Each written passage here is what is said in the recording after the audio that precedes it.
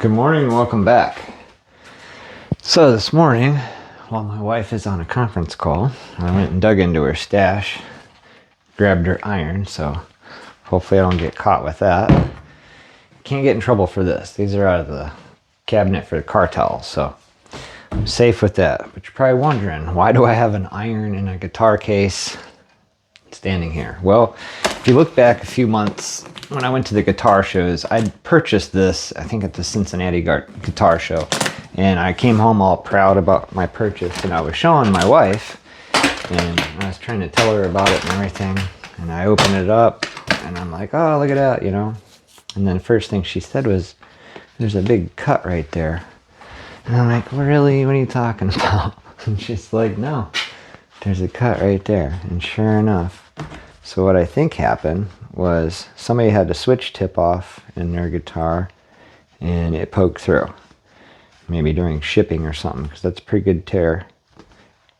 And it goes more than one direction there. So definitely it wasn't like a knife cut.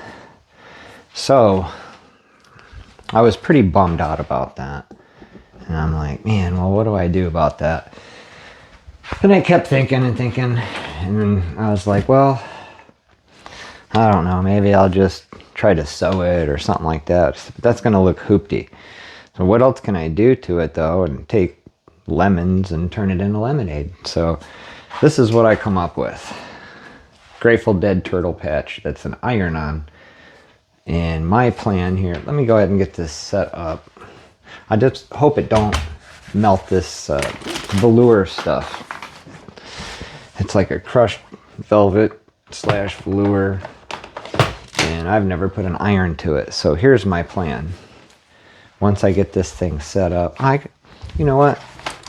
Before I set it up, let me give you guys an idea what it looked like. So that little slash goes pretty far up that way and kind of off to the right. So I was thinking of using a little turtle dude's head there to cover that slash up like that. Then when this comes down and closes, your little three-way switches hitting that. The trick is now is to try to get this ironed on to this without melting it or causing any damage. Because right now, I'm at a loss, but I still have a case, right? So if I melt it, I'm at a serious loss. And I did upholstery for a living, but I really didn't want to have to try to find material and peel all this out and all that kind of crap.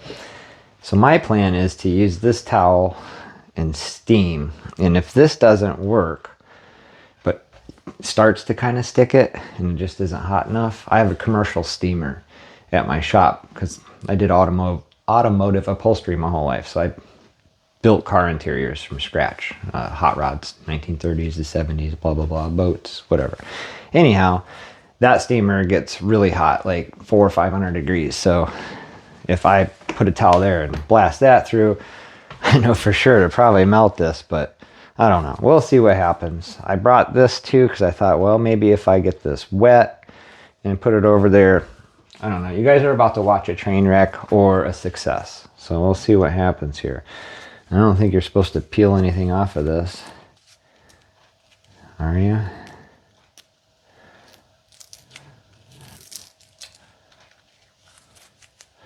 No, see, I might be screwing myself already. I might have to buy another patch because I already started to peel this. And I think that is the glue layer. I do have some seam sealer. Now, what that stuff is, it's basically looks like this tape here, but it's so sticky on both sides. Once it's stuck, it's done. And you use that like when you're sewing up boat covers and stuff and you put two pieces together.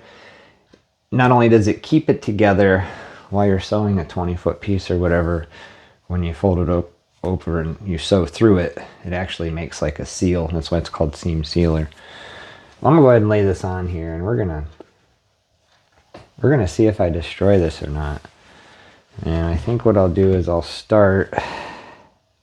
Yeah, I'll just do a single layer because I want the steam to get through it. I want to protect it, so let's see. The little guy's about right there. Now, I'm not a big operator of one of these things.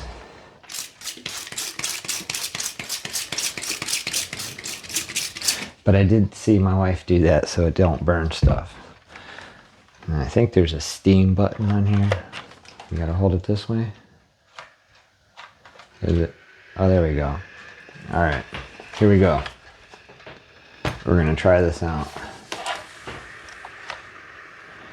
Hold that steam button down. I don't know if I should be giving it a break or not.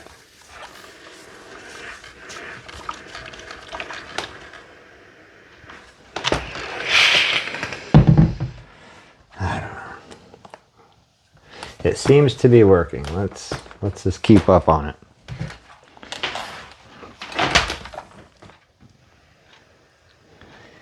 So this also gave me another idea. If this works out, and you guys can do this too.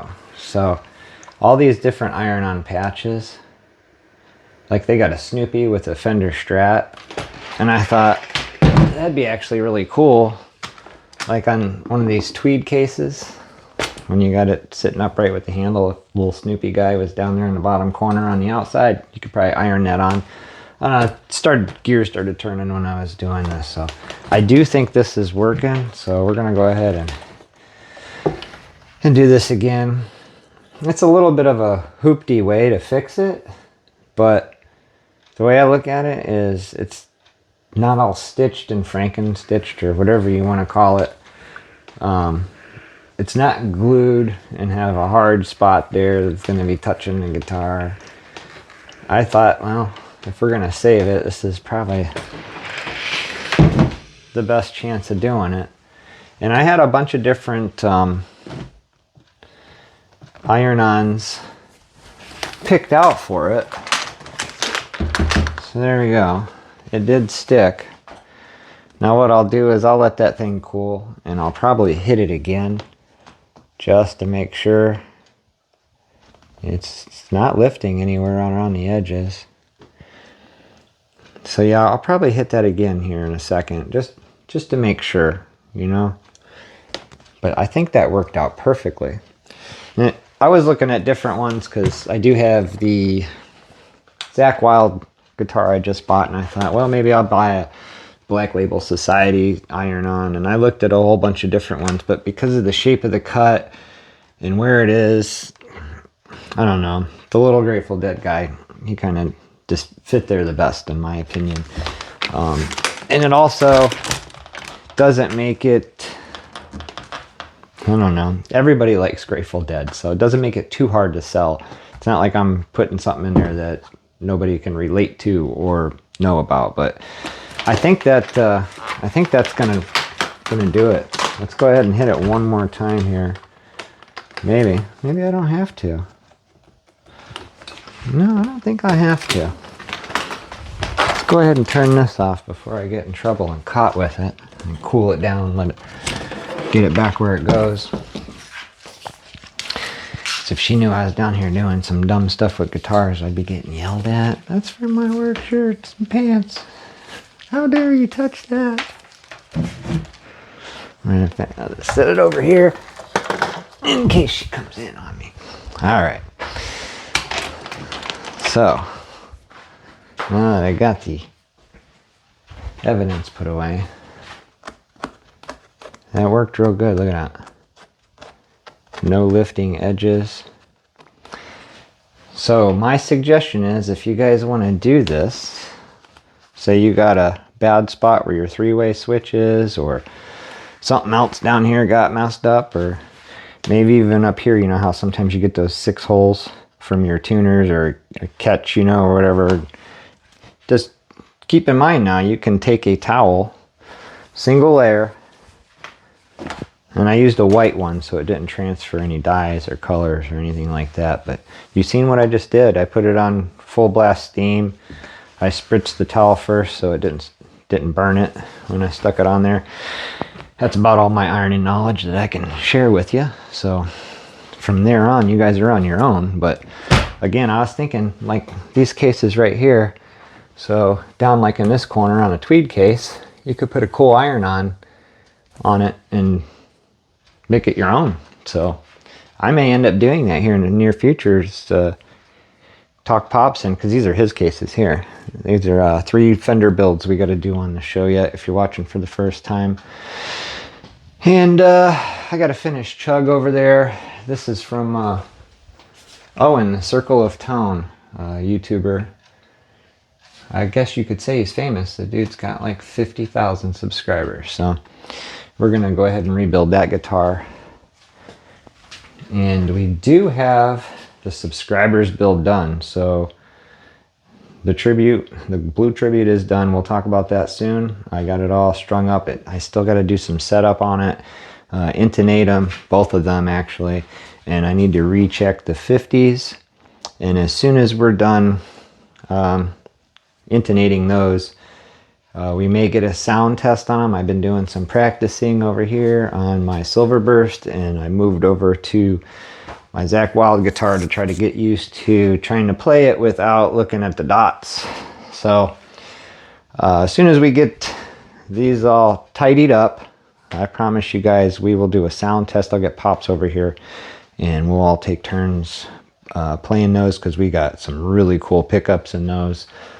We got the tone specific 59 blues.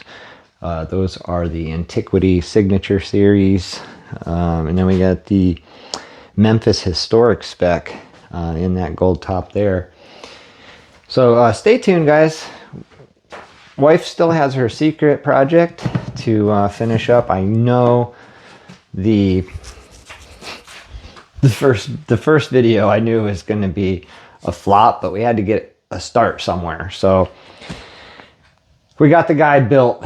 Now to see where we go with it, she's spent a lot of money on this project, and she's basically doing it all for me. I mean, it's amazing how much she supports me and the things that she buys for the show and all that stuff. So I just hope she don't get any criticism or anything like that, because she's just a wonderful little person and she's just trying really hard. So stay tuned for her project. We still have more stuff on the way for that.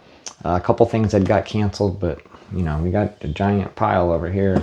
Three piles there to come, and then we got more coming for that project. So stay tuned for that. And again, I'm sorry I haven't been putting out many videos, but we've been really busy, and we do have a lot of projects here. I mean, I haven't even touched on those 2 fenders, and there's more over there in the pile back there. I mean, there's stuff galore. And then we got the semi-hollow body projects over there in the corner, the harmonies and stuff. So again, guys, be patient and stay tuned, and don't forget to like and subscribe.